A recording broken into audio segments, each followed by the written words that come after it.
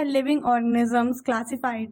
Living organism को हम classified क्यों करते हैं? The classification of living organism make it easier to study the various living organism as they have a huge diversity, making it difficult to study them. Living organism का बहुत ज़्यादा diversity होने के कारण ये स्टडी करने में डिफिकल्ट है, लेकिन अगर हम इसका क्लासिफिकेशन करते हैं, लिविंग ऑर्गेनिज्म क्लासिफिकेशन करते हैं, तो ये ईजी है स्टडी करने में. The different living organism are classified into multiple categories based on their common characteristics. Different living organism को हम क्लासीफाई कर सकते हैं मल्टीपल कैटेगरीज में उनके कॉमन कैरेक्टरिस्टिक के बेसिस पे.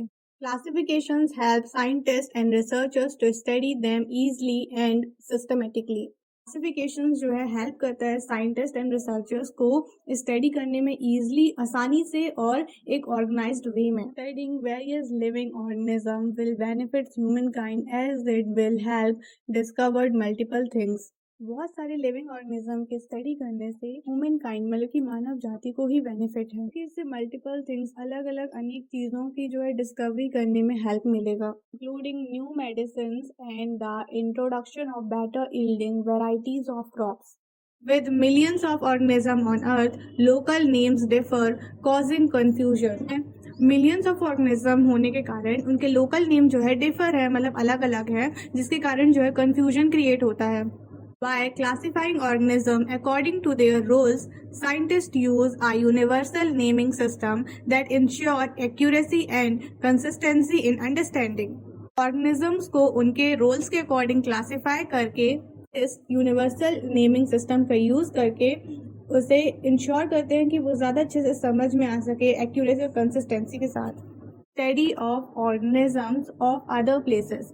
हम अलग अलग जगहों के ऑर्गेनिज्म को स्टडी कर सकते हैं. Classification help in knowing relationship among different groups. Classification के हेल्प से हम अलग अलग ग्रुप्स के रिलेशन के बारे में भी जान सकते हैं.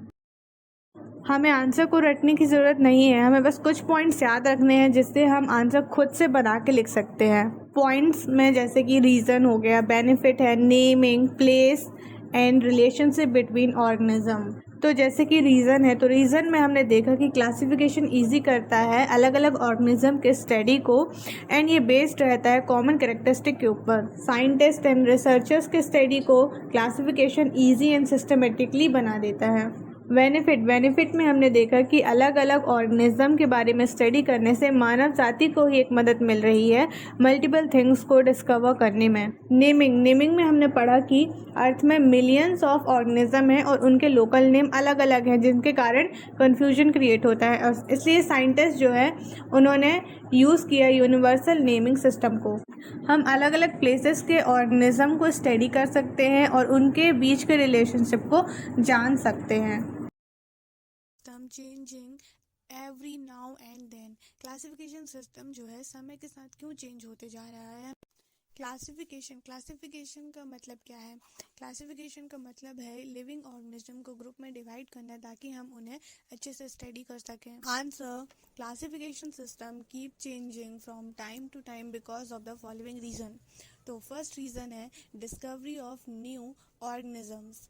Every year, scientists discover new species of plant, animal, microorganisms, etc.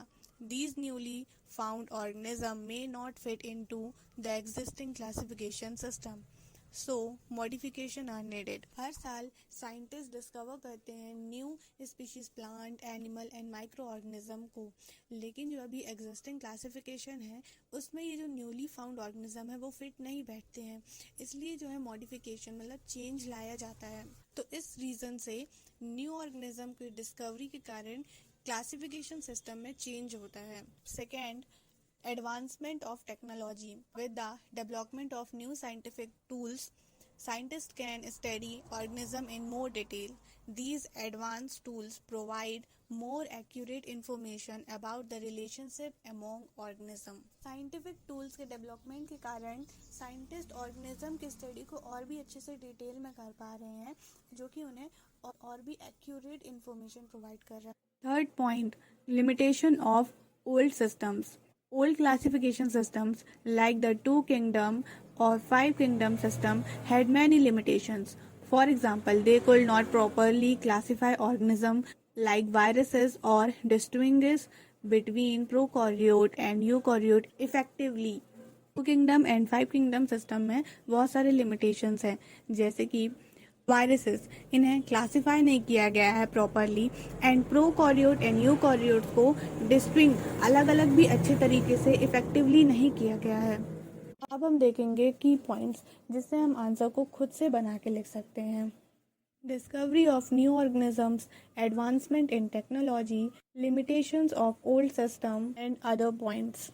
Discovery of new organisms में हमने देखा कि साइंटिस्ट हर साल न्यू स्पीशीज़ की डिस्कवरी कर रहे हैं, जिसके कारण एग्जिस्टिंग क्लासिफिकेशन में चेंज आ रहा है। Next point, advancement in technology में हमने देखा न्यू साइंटिफिक टूल्स के डेवलपमेंट के साथ साइंटिस्ट स्टडी को और भी डिटेल में कर पा रहे हैं।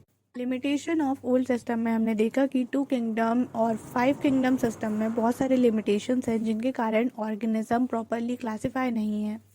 अदर पॉइंट्स जो हम इंक्लूड कर सकते हैं वो है better understanding of evolutionary relationship. पहले के टाइम पे क्लासिफिकेशन मेनली बेस्ड होता था फिजिकल फीचर मतलब मॉर्फोलॉजी के ऊपर, but now a days scientist जो है फोकस कर रहे हैं एवोल्यूशनरी रिलेशनशिप में। What different criteria will you choose to classify people that you meet often? कौन कौन से डिफरेंट क्राइटेरिया में हम लोगों को क्लासीफाई करेंगे जिनसे हम इंटरेक्ट करते हैं? Answer the various criteria that may be chosen to classify people whom we meet.